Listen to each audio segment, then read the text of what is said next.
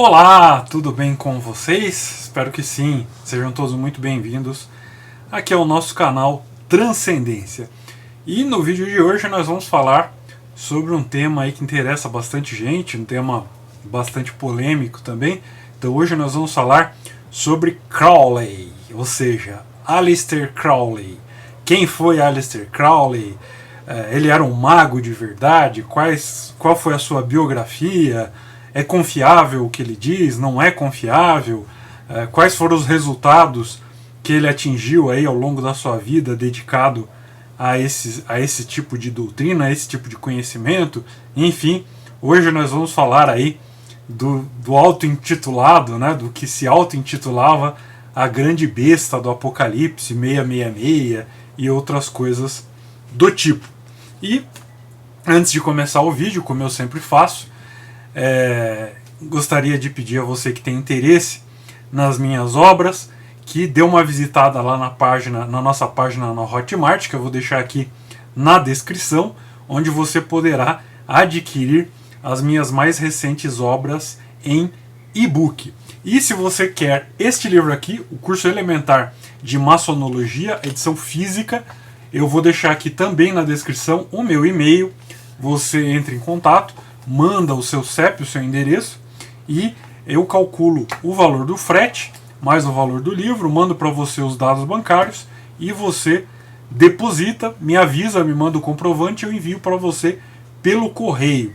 Se você quiser o livro autografado, não esqueça de me avisar, tanto no seu nome, quanto no nome de alguém que você queira presentear, me avise que eu autografarei aí com o maior prazer. E não se esqueça também que nós temos aqui uma página lá no Apoia-se. Então, se você acha interessante o material que é disponibilizado aqui no canal, se você acha que, enfim, é importante ter um canal onde esse tipo de temática é tratada sem mistificação, sem invencionice, então nos ajude com qualquer quantia lá através do Apoia-se. Ou se você quiser ajudar de outra forma, me mande um e-mail que nós também responderemos. Estamos sempre disponíveis aí para dialogar, porque também nós precisamos de apoio para a manutenção aqui do nosso canal.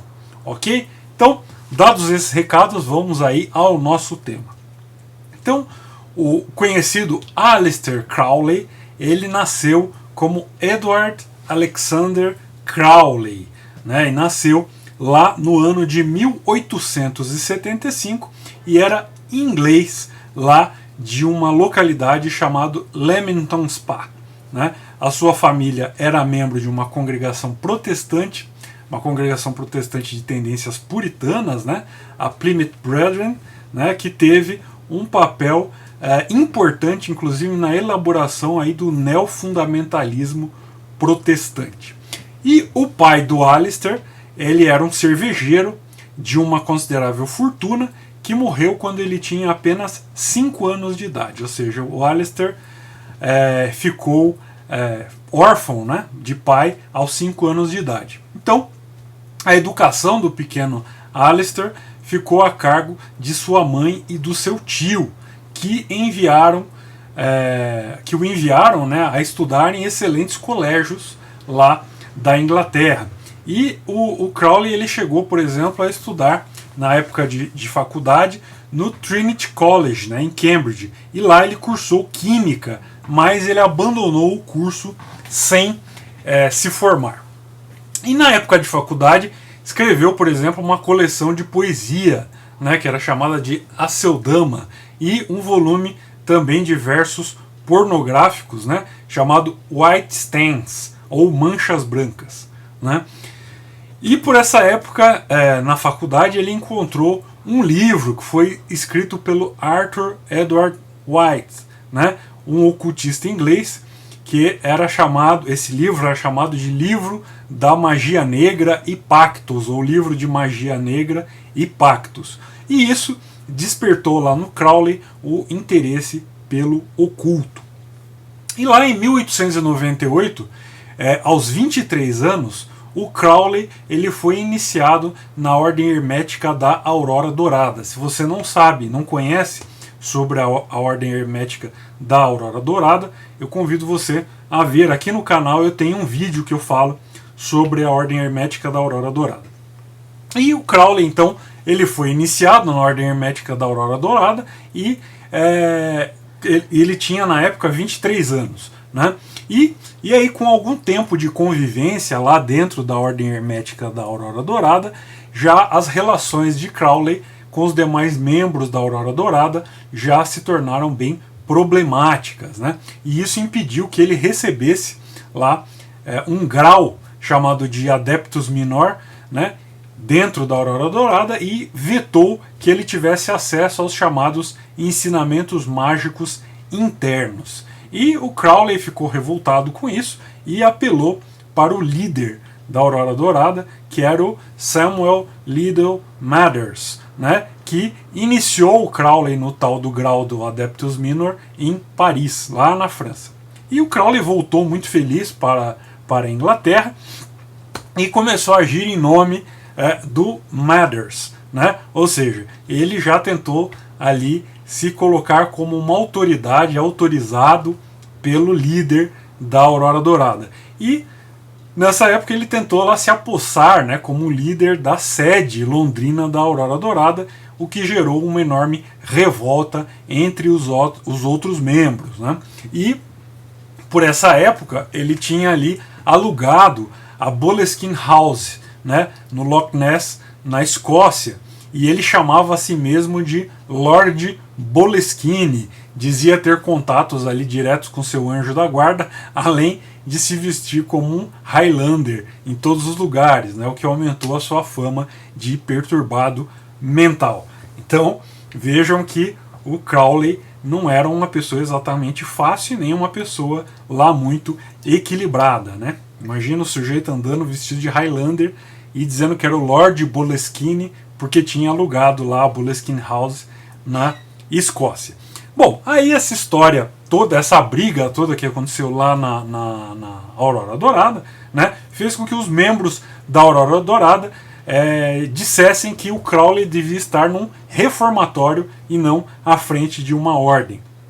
E em 1900, tanto o Crowley quanto o Mathers, eles acabaram expulsos da Aurora Dourada. Então a Aurora Dourada teve um racha por conta dessa concessão que o Mathers fez ao Crowley, entre outros motivos também.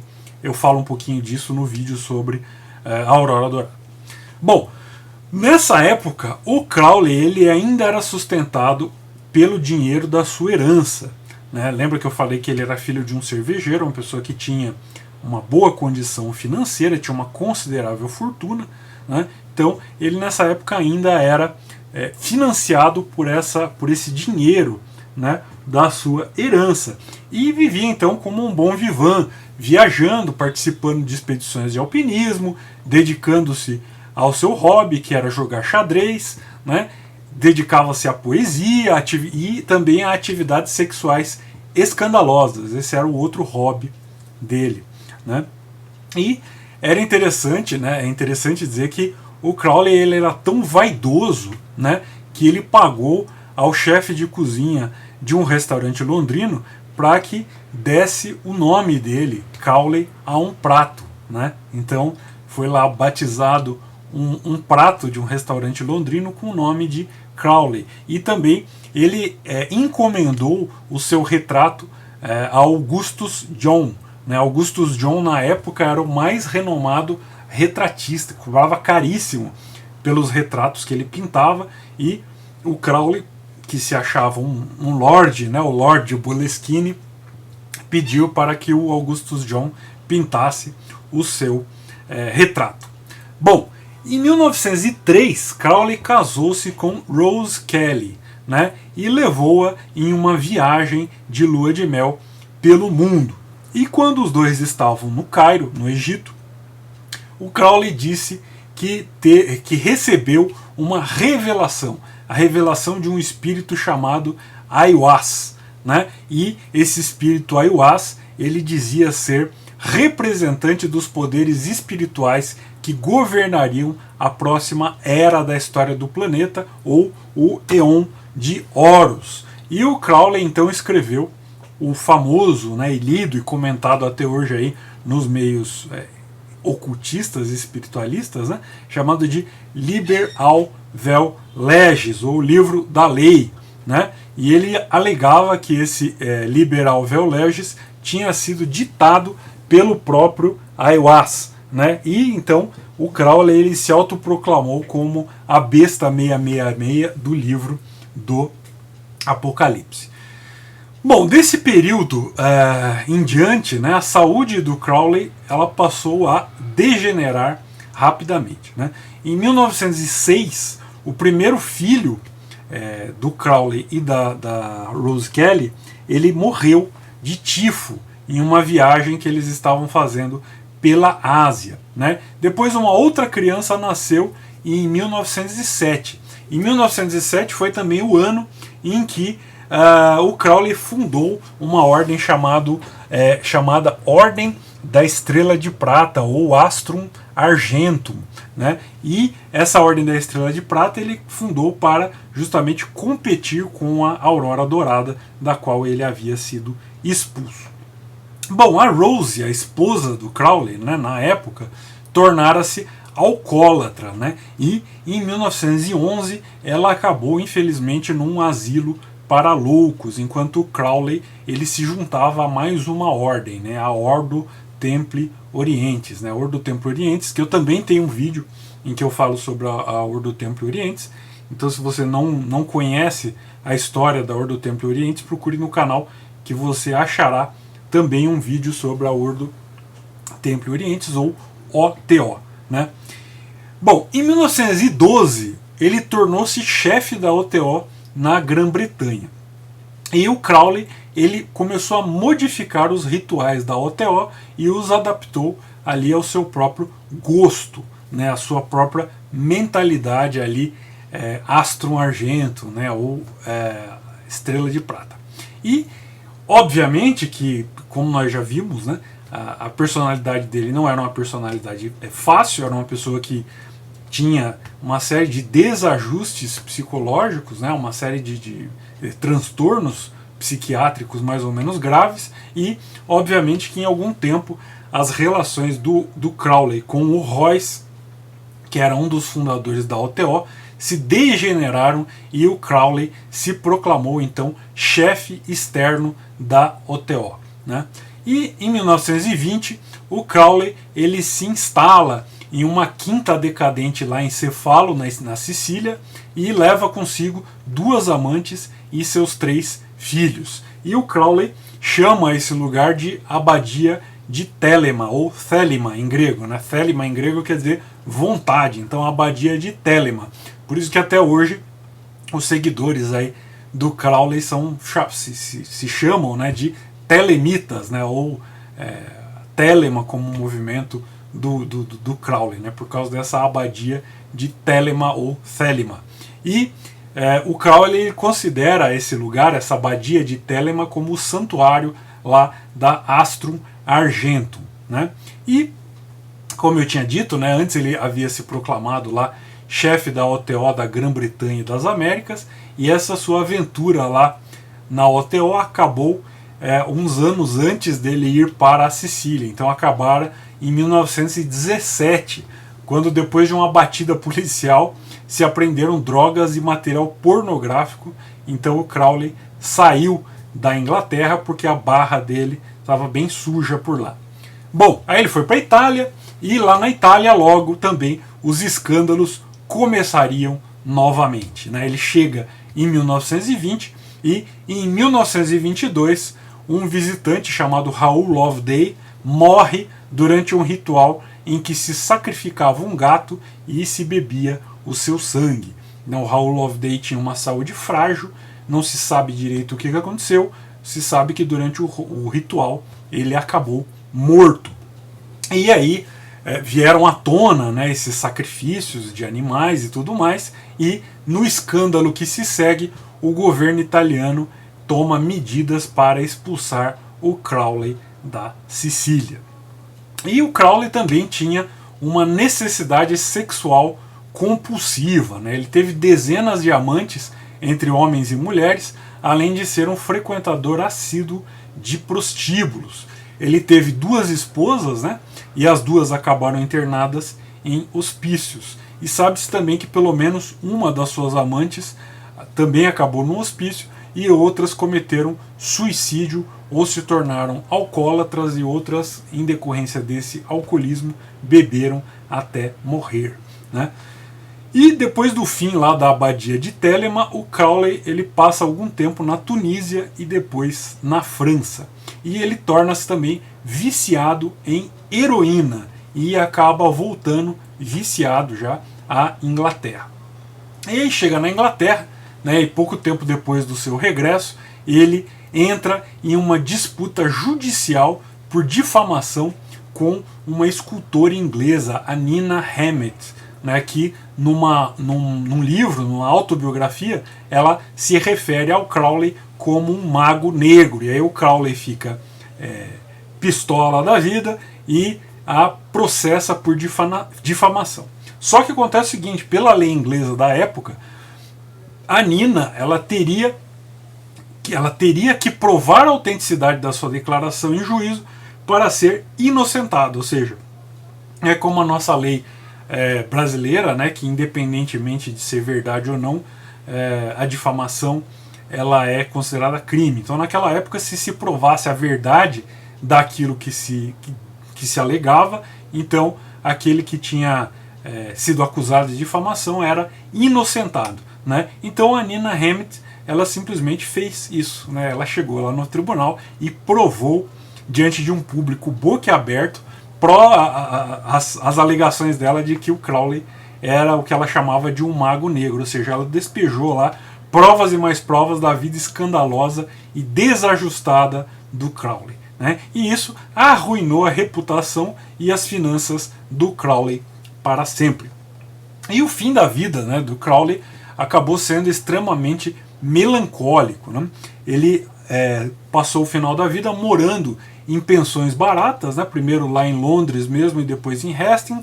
Depois, nesse período, ele correspondia-se com um pequeno círculo de discípulos, né? E fazia trabalhos ocasionais ali, informais, para se sustentar e sustentar o seu próprio vício em álcool e em drogas. E após a morte do Crowley, que ocorreu em 1947, quando o Crowley contava 72 anos, né, o patrimônio declarado no seu inventário era de apenas 14 shillings, né, ou seja,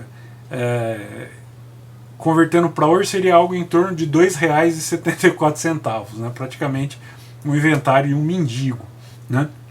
E enfim, tudo isso mostra aí para nós a grande eficácia, né, a grande profundidade de tudo aquilo que ele fez a vida inteira, né. Quer dizer, o sujeito era uma pessoa extremamente desequilibrada, uma pessoa que tinha uma série de transtornos sérios aí de ordem mental e que acabou destruindo a sua própria vida e destruindo a vida de muitas pessoas que se aproximaram dele, né? Ou seja, todos os rituais, todas as fantasias, todo o egocentrismo, né, a egolatria do Crowley só serviram para que ele terminasse a vida na miséria, para que terminasse a vida de uma forma extremamente triste, viciado em drogas, né, alcoólatra, compulsivo sexual, né, uma série de problemas com a justiça, uma série de problemas com pessoas, e que no final das contas não só destruiu a própria vida, a própria reputação, como destruiu também a vida de pessoas que nele confiaram, né?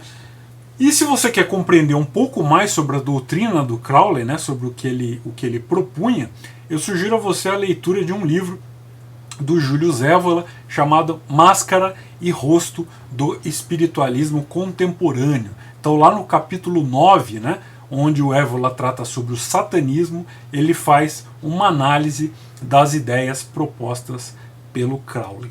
Então, se você tem interesse em conhecer um pouco mais, de um ponto de vista tradicional, a ideia do Crowley, então eu sugiro a você este livro. E aí fica o recado, né, para os nossos lambretinhas ocultistas que gostam tanto de citar o Crowley, de tê-lo como um grande exemplo, de dar o nome dele a uma série de coisas, né?